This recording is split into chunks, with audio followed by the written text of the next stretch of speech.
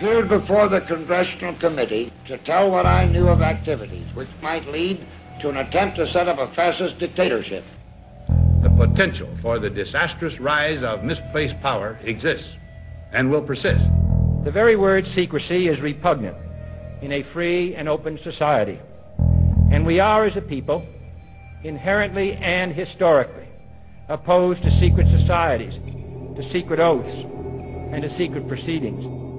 President Bush signed a formal agreement that will end the United States as we know it. And he took the step without approval from either the U.S. Congress or the people of the United States. The secret organizations of the world power elite are no longer secret. It's known as the Bilderberg Group. Could their objective be world domination? I'm Jim Tucker. I've chased Bilderberg for 30 years. I'll never give up the chase. Bilderberg plan for the whole world is nothing less than world government. I'm not comfortable with that at all. Who elected these guys to run the planet? They are the elitists. They feel they should run the world for their own selfish interests. Now we can see a new world coming into view. A world in which there is the very real prospect of a new world order. Bilderberg is making great progress toward a world government, and only an educated, informed public can stop them in their tracks. David Rockefeller admits in his own memoirs that he wants to destroy the United States. Right! He's a traitor!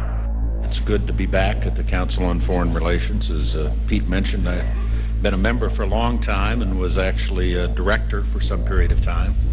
I never mentioned that when I was campaigning for re-election back home in Wyoming. Let us never tolerate outrageous conspiracy theories.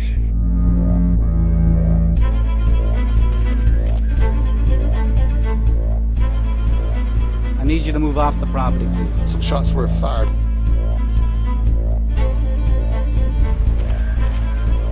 There's Bilderbergers right there. The Trans-Texas Corridor is a vital part because we stop here in Texas. We stop the New World Order right here in Texas. This thing started here.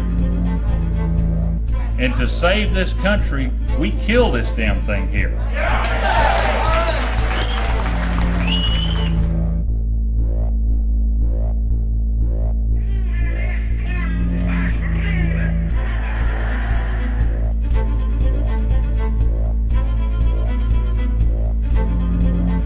There is a chance for the President of the United States to carry out a phrase his father used, and that is a New World Order. Your New World Order will fall. Humanity will defeat you. The answer to 1984 is 1776.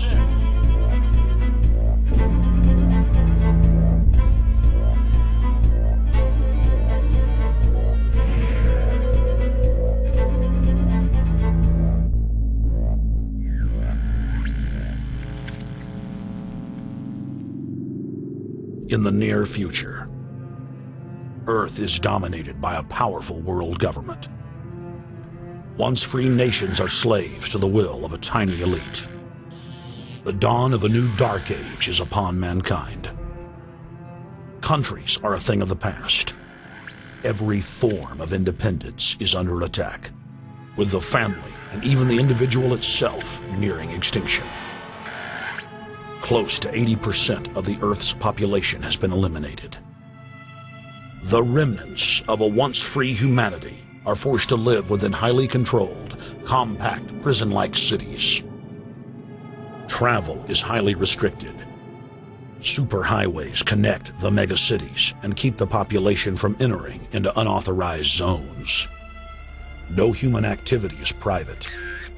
AI supercomputers chronicle and categorize every action. A prison planet dominated by a ruthless gang of control freaks whose power can never be challenged.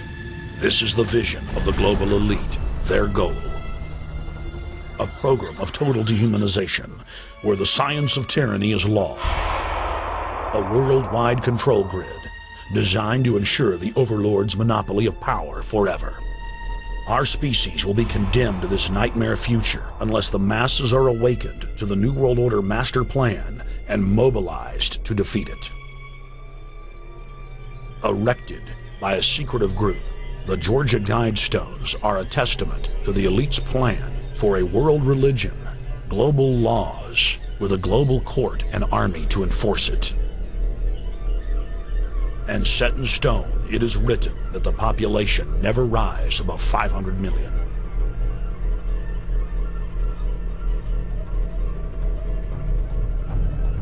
In this film, you will learn how our world is truly governed. You will see how highly secretive roundtable groups interlock to form a global intelligence network. This group has been steering planetary affairs for hundreds of years. Now, in the final stage, they prepare for open world government. A goal tyrants throughout history have lusted after. Dr. Michael Kaufman is a published ecologist specializing in ecosystem research, forest ecology, and ecosystem classification. Dr. Kaufman played a key role in blocking the ratification of the Convention on Biological Diversity in the U.S. Senate. The concept of a new world order has been around for centuries. It's been receiving tremendous play over the last half of the 20th century. George Bush, the first senior president, George Bush, used it a lot in his speeches and really implies that he really wants to see a order in which we have a universal or a global type of governance in which every human being on planet Earth is ultimately responsible to policies that are being formulated at the international level. It is a big idea, a new world order.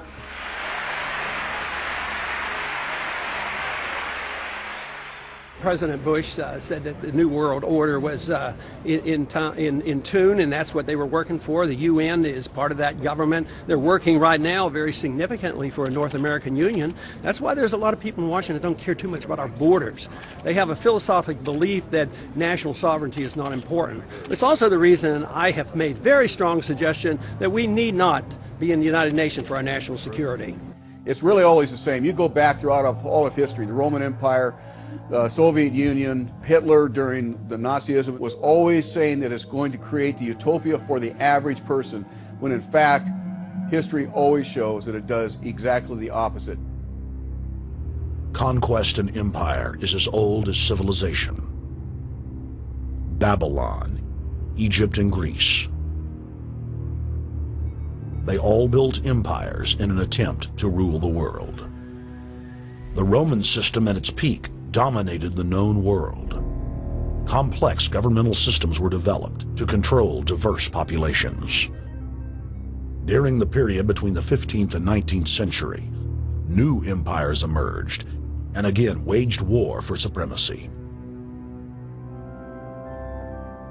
The nobility, as well as the thriving merchant class, were financed by a handful of private banks. Many of the great money houses would hedge their bets and finance both sides of a war. Sophisticated intelligence-gathering networks gave the financiers a clear edge over the governments they were slowly gaining control of. On the 18th of June, 1815, agents of the British arm of the Rothschild family looked on as Emperor Napoleon Bonaparte fought desperately to save his army from the jaws of a British-Prussian pincer attack. A Rothschild agent was able to get the news of Napoleon's defeat at the hands of Lord Wellington to Nathan Rothschild a full 20 hours before the news reached London. Nathan, the head of the British arm of the Rothschild family, put out the rumor to the London Stock Exchange that Napoleon had won the war. Stocks plunged by 98%, and Rothschild was then able to buy up the entire British economy for pennies on the pound.